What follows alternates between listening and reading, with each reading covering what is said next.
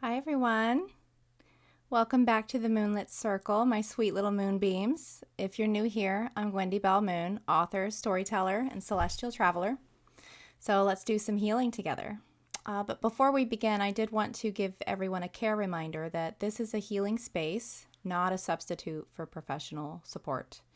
I am not a mental health professional, just a storyteller sharing my lived experiences. So, if you're sensitive to emotional, psychological, or trauma related topics, please care for yourself first and step away if you need to. So, I welcome you to the very first episode of the Monday Moonlit Circle Connection. It's a brand new rhythm for our Gwendieverse, and I'm thrilled to begin our Mondays together. Before we can get into today's topics, though, just another quick reminder. I know I'm repeating myself, but I want to make sure that there's clarity out there. I am not a psychological professional. However, I am someone who's had 46 years of lived experience, 16 years of nursing experience, several failed serious relationships and marriages, a lot of therapy, a lot of self-recovery, a lot of reading, and a lot of breathing exercises, and a whole lot of mistakes that I believe turned into some wisdom that I would like to impart upon all of you. So let's take a deep breath in and begin.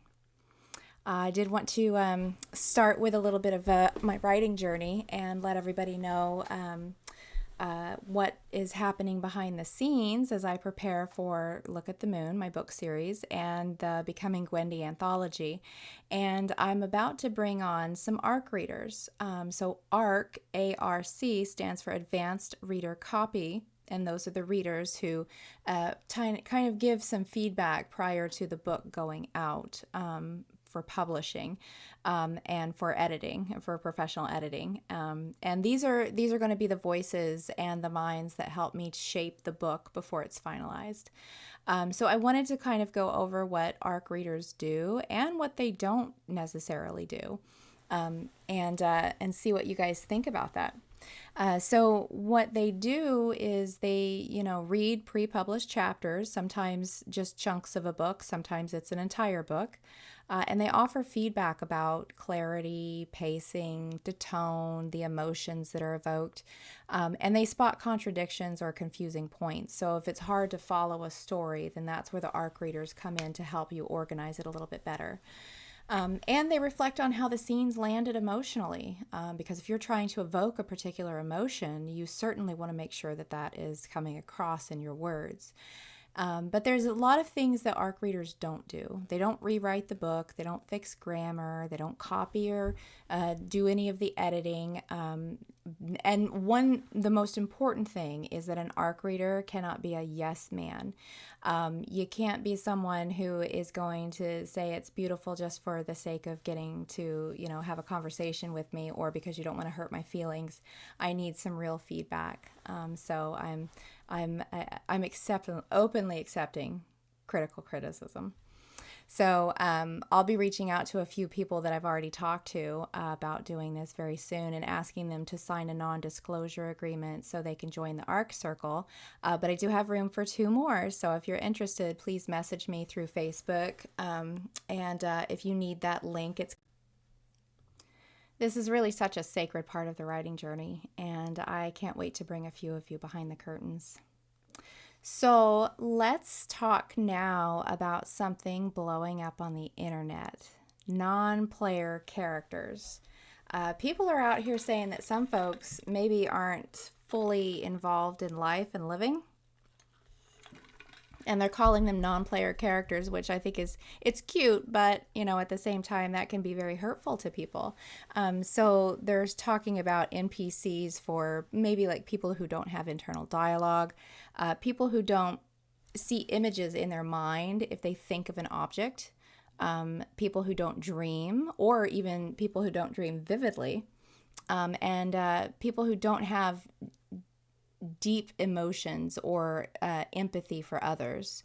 And honestly, with the whole, we might be living in a rendered simulation theory floating around, I kind of see where people are getting this from. But here's my take. Just because someone's inner world doesn't operate like yours does not mean that they are less complex or less emotional or less human. We all process differently. We all feel differently. And we all imagine and interpret the world in ways that, only we individually can fully understand. It's all relative, man. So, last week I wanted to tie this back into what I was talking about last week, where I asked, am I main character enough for the Gwendieverse? And the truth is that everyone is main character enough for their own story. You were born to live your story. You are the main character in your world. Some people just haven't realized their genre yet. So good luck with that. And let's move on into all things love. I wanted to talk about, ironically, from my disclaimer yesterday or last week and from earlier, the psychology beneath everything. That's what I want to bring to you, because a lot of what I have learned along the way is rooted in psychology. But, albeit from, you're going to get a perspective from someone who's not certified to treat from a psychological aspect. But we're also going to keep our love conversations really grounded, not fluffy or wishy-washy. I want them to be realistic for you all. So we're going to be talking about, psychological aspects. We're going to be talking about attachment theory, emotional processing, love languages, where people land with love languages on the spectrum, communication patterns, trauma response behaviors, and, all of the above. And I just want to share something real quick, my opinion on the matter. I have had several failed relationships, and much of it could be imparted upon some psychological issues, addictions, things of that nature. And I just want to share with you all that I personally do not believe that a psychological diagnosis in either one or both, in either one or both partners does not mean that the relationship is doomed. It just doesn't. All it means is that you need a little more patience, a little more education, a little more grounding, a little more compassion, and you need clarity about how not only your brain works differently if it's you that's struggling, but also how your partner's brain works differently. You need to know these things because men are from Mars and women are from Venus didn't come out of nowhere. It's quite revealing that our brains work differently, even on an individual level, but definitely on a sexual level. If you were looking at men versus women, it's certainly different. So I wanted this circle really to understand, love from that sense of clarity, because relationships don't fail because the people are flawed. They fail because the patterns go unspoken, buried under the rug. And I want this circle to understand love from a place of truth, not fantasy, because a real partnership, the good kind, the lasting kind, the forever kind, it's not built on pretending or performing or projecting something onto another person. It's built on who you actually are when, everything comes off, the makeup's off, when the day unravels, the veil has been lifted, when the reality sets in, when life gets heavy. When the body breaks down, which is what happened to me just most recently, and when you're not your curated, most perfect self, but you're your human self, your flawed self, that's where a partner needs to meet you to be a true partner.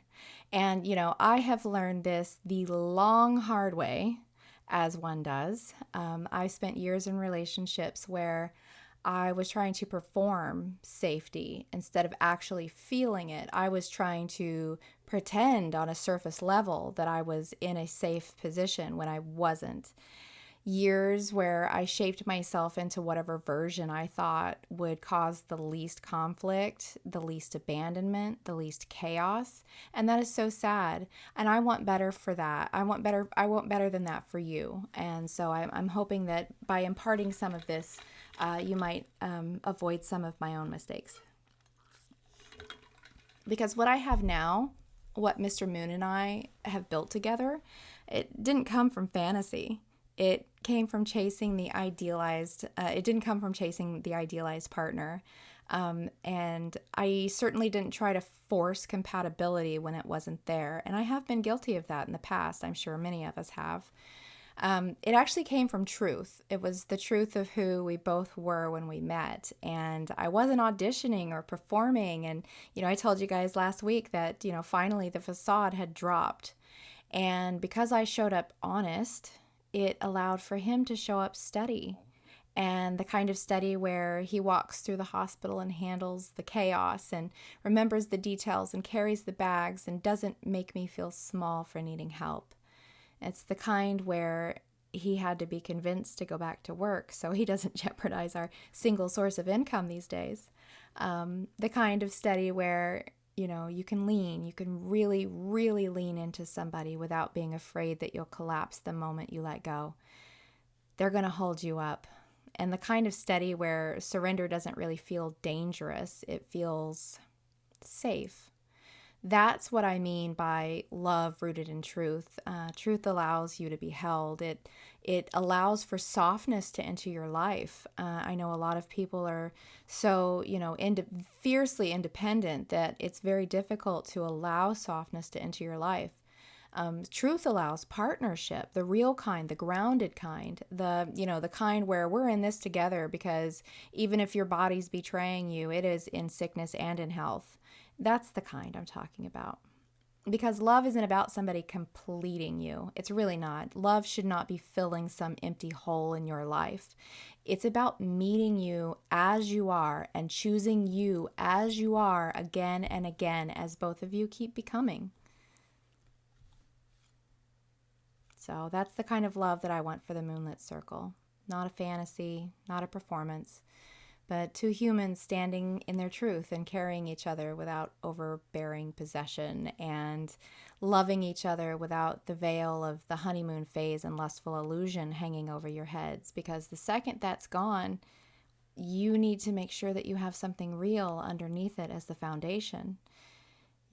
So what I want for you guys, is growing in the light that you create together in a partnership. And we'll talk more about that. All right, buckle up. So out there in the big wild, Colleen Hoover finally crawled out from the woodworks this week. And Sis said she was embarrassed to admit that she actually wrote It Ends With Us. And even though she absolutely could have stood up with the people experiencing betrayal and the fallout, especially Justin Baldoni and the innocent families involved. Now, allegedly, she's neutral. I suppose she's just trying to separate herself from the drama and the negativity. I can understand that. But listen, Colleen, neutral in the middle of a betrayal is not neutral. You cannot be Switzerland in World War III. It's just quiet complicity. That's what you're doing. And honestly, I'm not saying that karma has already come for her, but I am saying that she seems to be getting some very well-deserved lessons, allegedly. But let's keep that going because, her BFF on the dark side of the moon is still Blake Lively. So, as a reminder, I just want to go over real quickly what Dark Side of the Moon represents, because I don't want you guys to get the wrong idea about it. It's not some celebrity punishment spot. This is more for us. This is for our shadow work. So, the Dark Side of the Moon is where we study things like, human behavior that's shockingly unbecoming. Things like betrayal, bullying, manipulation, ego explosions, patterns we do not want to repeat in our own lives, let alone, other people's lives that we love and live with. So this is basically our shadow work classroom. So today's topic, when passion becomes obsession.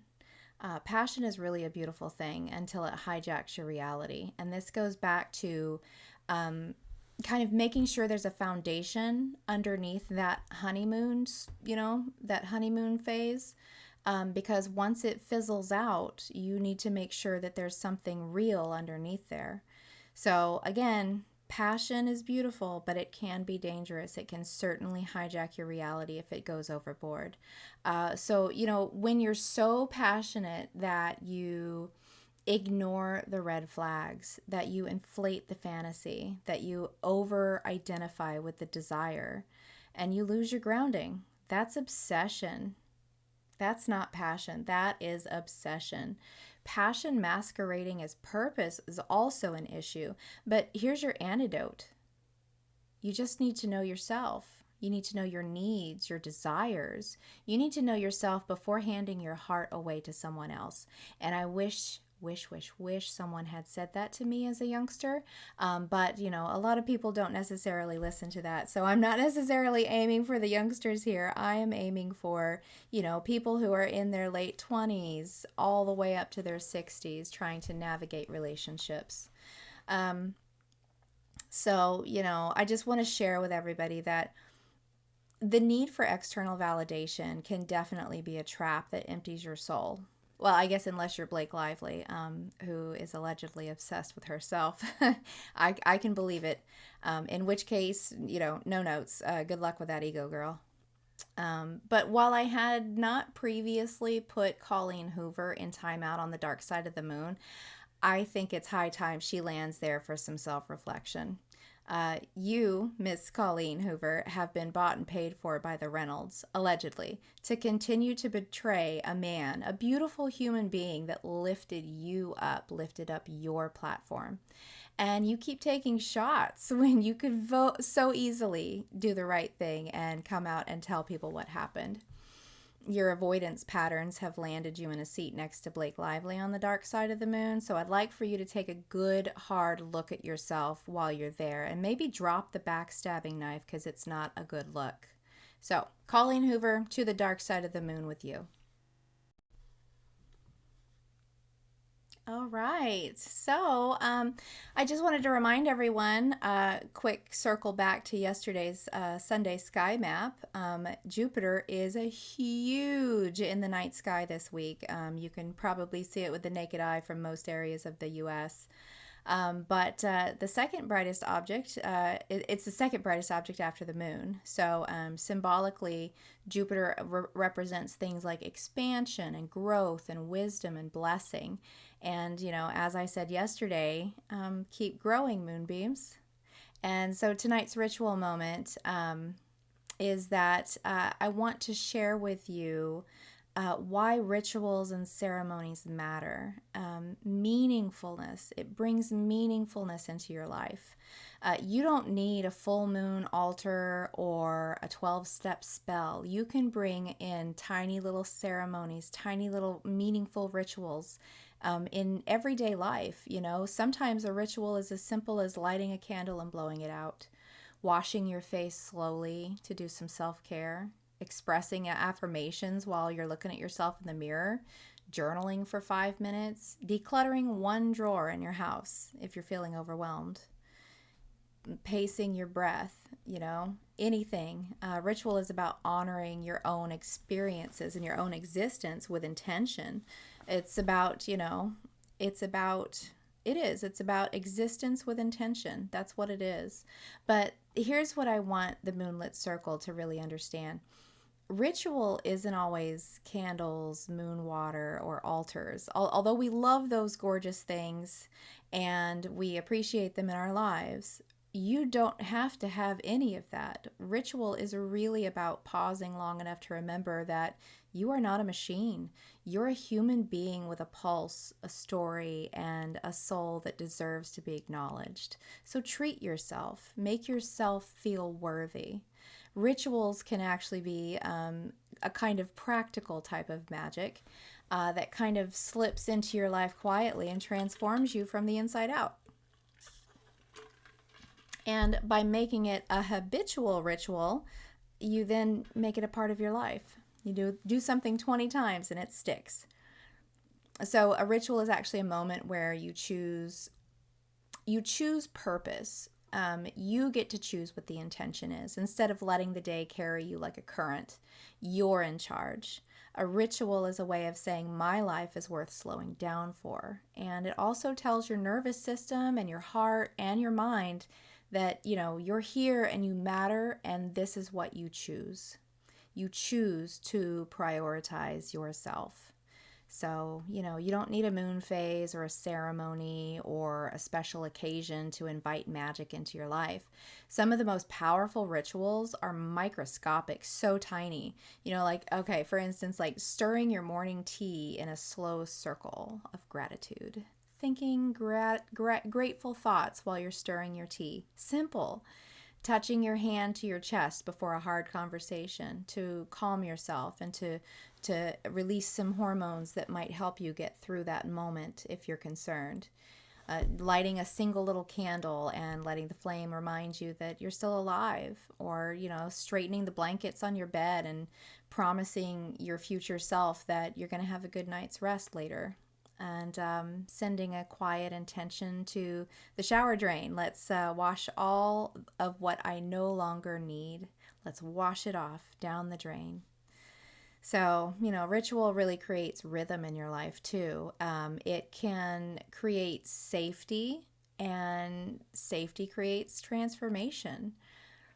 With this way, your life feels different when you do something intentional, even if the action is so tiny. Ritual gives your life, edges. It gives it shape, breath, meaning. It keeps you from dissolving into the chaos around you, because you know that you're in charge of your own rituals and ceremonies, and in whatever form they come. And when you build tiny rituals into your day, you're actually going to start to notice some things. Your life is going to begin to feel like yours again. You're going to take back your life, especially you people pleasers. As you start people pleasing yourself, wow, it's night and day difference. You're also going to start noticing, not the version that you're not the version someone else expects you to be.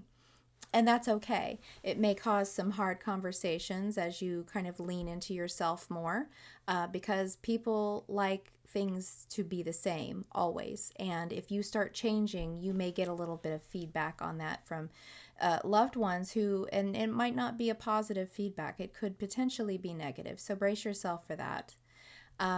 You also start to notice that you're not the checklist life, and you're not on autopilot. Like, you actually have needs that are unmet at this moment, and you just don't know it because you're so entirely focused on everyone else around you. But more than that, ritual actually has a power to show you your own strengths. It'll show you that you are the chosen one, the lived one, the loved one. You are your main character. So I don't want anyone to think that they're a non-player character. It's not cool. But that's the magic of ritual. No props, no tools, no aesthetics needed. They're fun, but they're not needed. It's all about the intentionality of the moment. And it says, I honor myself by being here. So honor yourselves. Real quick, allow me to take you through a super quick ritual that anyone can do to bring, a bit of magic into your day. I call it the Return to Yourself ritual. It's a tiny little ceremony for honoring your existence with intentions. And the ritual is actually broken out into 4 small sections. Settling yourself, noticing your needs, choosing your words, and creating a seal to get your intentions and set it. So let's talk about settling. So when you're settling yourself, wherever you are, you could be standing, sitting, curled up on the couch, whatever. But you want to place one hand on your chest and one hand on your belly, and take one slow breath in through your nose, and exhale like you're letting the weight slide off your shoulders. This does not have to be perfect. You only have to be present for this. And that's step 1. That's settling. Now, step 2, you're going to ask yourself quietly, what part of me needs the most care right now? It could be anything. It could be your anxious thoughts, your tired body, your overwhelmed heart, your frustrated mind. Whatever shows up first is the right answer. Go with it. That's your gut. And, that's it for step number 2. You just have to notice what you need. Do you need a full list of things? Fine, list them out. It might make the ceremony a little bit longer, but that's okay. And the third step is that you're going to choose. You're going to choose the words that you say, because words are magic. Words are power. And you're going to tell yourself some things, some beautiful things. You're going to stop knocking yourself down like you have been. And you're going to stand in the mirror and tell yourself some beautiful things. So let's get back to this ritual. So you're going to choose your words. You're going to either whisper it out loud or just think it. Today, I honor you by, and when you say you're talking about yourself. Today, I honor myself by, fill in the blank with something small. It doesn't have to be huge. Today, I honor myself by drinking some water. Today, I honor myself by letting myself rest. Today, I honor myself by telling the truth. Today, I honor myself by slowing down for just 5 minutes. And today, I'm honoring myself by not forcing what's heavy, because I am not in a good place for that. So this is the intention. This is the intention that you're about to set in the next phase of this. So you're going to say these things out loud. You can whisper them to yourself in the mirror. You can just say them in your head over and over again a few times. But then once you've got your intention, we need to seal it in. We need to set it. So you're going to place your hands together, palms touching, like you're holding something invisible and a precious item is between your hands, just like this, okay? And you're going to take one more breath with purpose, in through the nose, out through the mouth. Let's do one more. In through the nose, out through the mouth. And you're going to say, I return to myself. That's it. The ritual is sealed. Whatever intention you set, it's just like that infomercial. Set it and forget it. Walk away. You go about your day, and you've already set your intentions. Your brain will do the rest for you. And why does this work? This is so simple, but why does it work? It's because ritual doesn't need props. You don't have to have candles or moon water, although we love those things. You just don't, they simply are not needed. They're aesthetic. Ritual is simply choosing to be awake inside your own life. You're noticing. That's it. For the first moment. You're seeing yourself, and you're seeing your needs. And it's an act of saying, I matter enough to pause for myself. And the pausing, that's the powerful magic here. In case you'd like to come back to these rituals that we review in these Monday posts, I'm happy to pin these for you in the comments section or the video description for you, okay? And before we close up shop for the day, I wanted to remind everybody that we have a new Wednesday series that begins this week titled Becoming Gwendie, and it's an anthology, and our first tackled topic is going to be the metamorphosis, and this is where I take you all through my journey of health and wellness and weight loss. And there's a ton of individual stories that need to be told there, so it could take us a couple of months to get through that. But just wanted to remind you all to go ahead and subscribe here to our Monday Moonlit Circle Connection if you want to stay aligned with the Gwendieverse rhythm. And don't forget to join the Facebook Moonlit Circle for journaling prompts and sky maps on Sundays. So thank you all for being here, my sweet little moon circle. You make this space glow, and I am so happy to have you all here with me. Please don't forget to like, subscribe, and ring the bell to stay part of this glowing little corner of the internet. And reminder, keep dreaming, keep wandering, keep glowing. Gwendie signing off. Bye.